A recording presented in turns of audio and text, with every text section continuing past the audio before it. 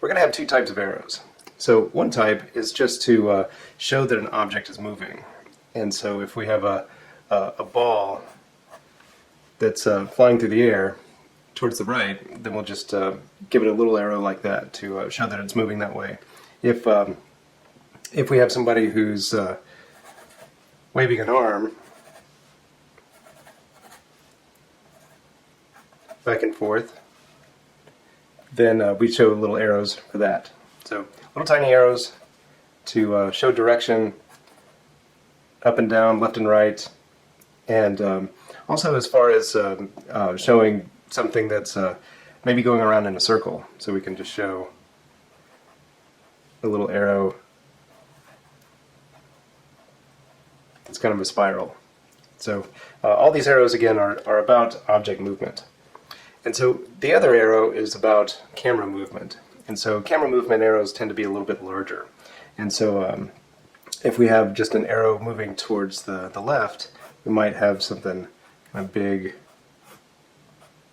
like this and actually show it as 3D. As far as sketching these arrows, it can be useful to think of them as breaking them up kind of like a figure. So like in some cases with a figure, we looked at starting out with the stick figure. With these bigger arrows, it can be useful to do that too. So we kind of figure out what direction it's moving, where the crossing arm is of the head, and then where the tail is. So if we have those, we can just do a few connections.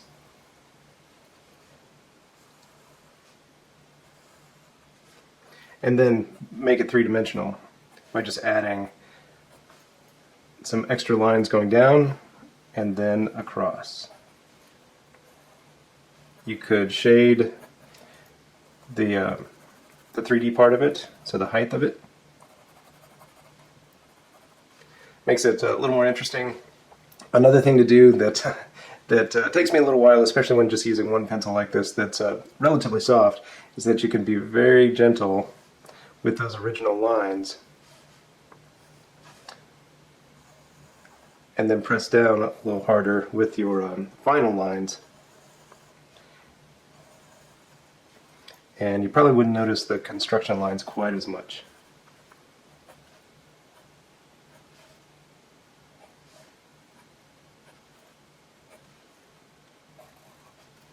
And I don't do construction lines on the depth, on the 3D part of it at all, because they're so close to the original lines.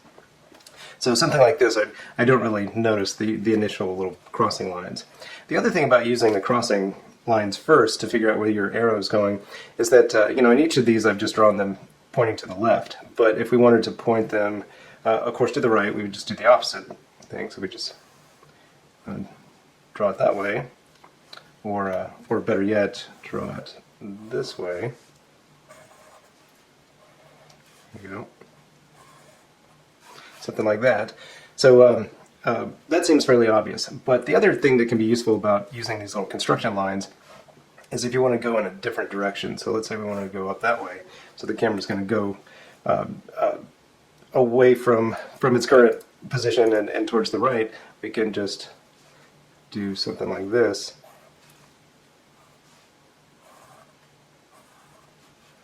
And by using those construction lines first, we get a sense of what the direction is going to be.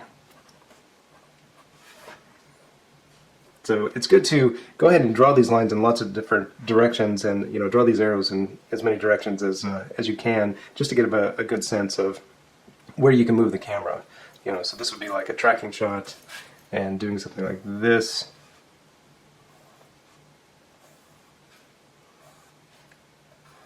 Where it's a little stubbier.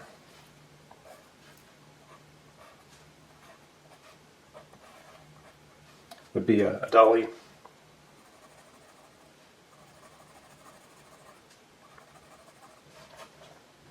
And again, just kind of working with these construction lines can make it so you can work these in all different directions. The other warm-up and things that I want you to work on is just being able to create 3D objects. Start looking at props. And so there's two just kind of general methods I think that are useful for doing that. One is to start with boxes. And so to create a box, we look at creating just a square and then another square that overlaps. So our first ones will overlap, other times we don't have to, and then just connect the corners. And once you have that, that's just a wireframe, and then you can kind of decide to make that a 3D box. And so there's different ways to do it. One would just be to shade what the outside would be. So that just kind of shows us that we're looking inside a box. Another way to do it, we start with a square, then do another square, connect those corners, and then in this case we might decide that it's a cube and that it's not we don't see the interior at all. So this could be good to bring the eraser out and remove some of those construction lines, and then go back to the lines that you want to keep.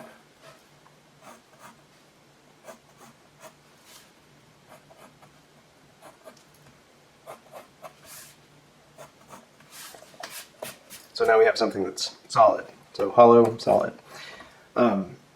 Another great thing about kind of learning this box method of creating shapes is that you can just rearrange how you set the boxes, the original rectangles, to get different angles. So in both of these cases I've laid out here, you can really kind of imagine this being the top of the box.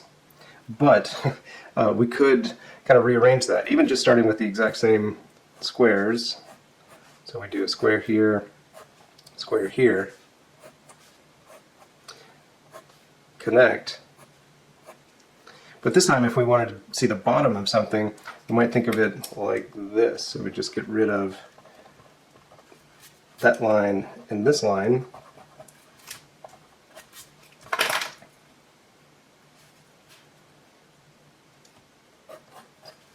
Get those darkened so we can see what we're doing.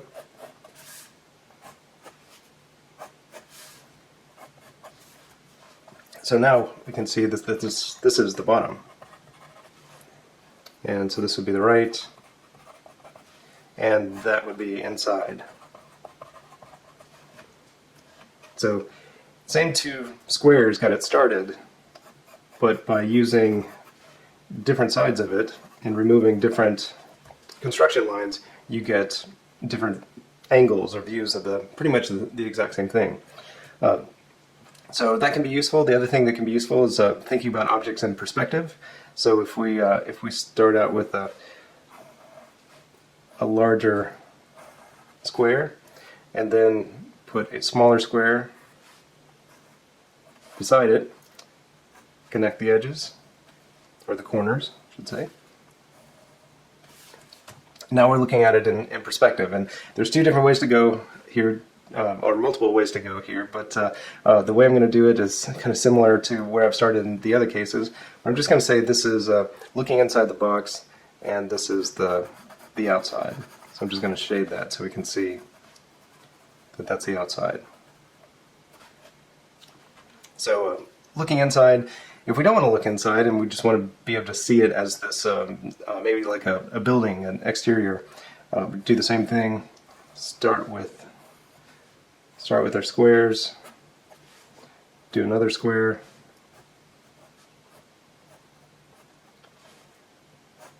connect, and at this point I could just do that, and we have an exterior of the box.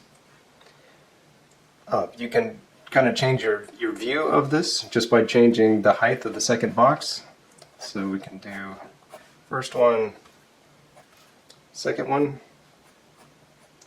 So now we can be looking at it from above. So in these first two I couldn't see the top, and now in this third one I can. So it's really all about kind of where you put the second box. Also, I'm kind of assuming a lot of these, like this is the front in all these cases, whereas it doesn't necessarily need to. We can create kind of other objects, like if you're thinking about a couch or something like that, we could do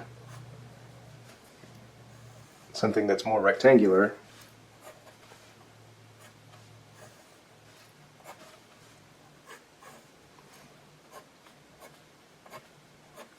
And let that be the beginnings of something that's a little more complex. And I'll get into that a little bit more later, but we might just start drawing inside it to create a couch.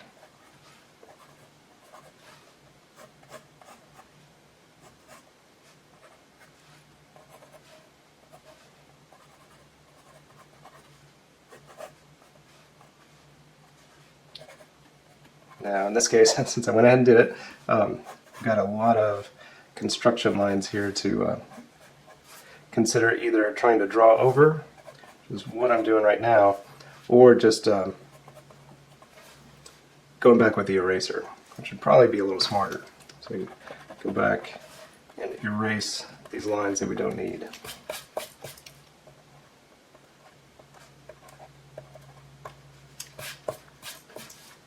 So, getting to a couch, not awesome, but I think we can figure it out. That's what it is. So these kind of two-box method, either as rectangles or squares, are a great way to be able to lay out spaces as well as start to construct objects. So it's just good to play around, connect them, see what you can do with them. Go with different shapes.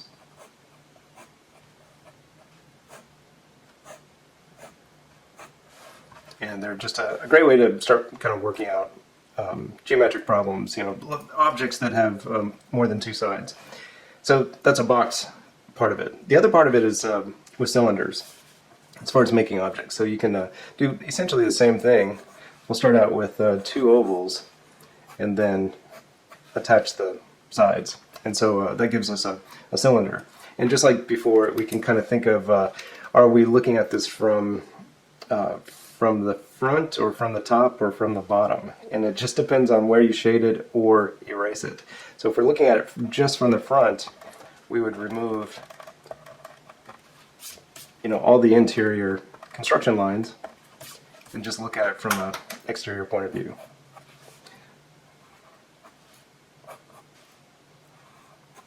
So it's like looking at the front of a can.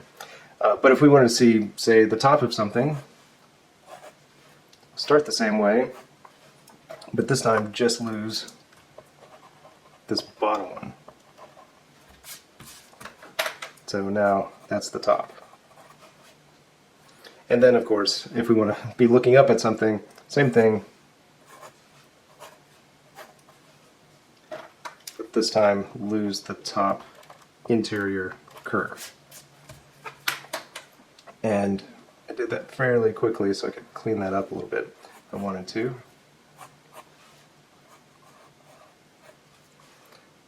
So yeah, that's the bottom. We will turn these into being able to do different things with them, as far as creating objects, creating furniture and props and that kind of stuff. Just like with the with creating boxes, you can do stuff with say a small oval and a large one. Connect them so you get more of a conical shape. I'm a little more careful with that. Okay. Make that a little more obvious. There we go. So you can think of that as a lampshade. Again, we're looking at it with all the construction lines, so it's kind of it's hard to figure out exactly what we're looking at there. But if we think about it from looking at it from above, we'll just get rid of that bottom one. That makes a little more sense.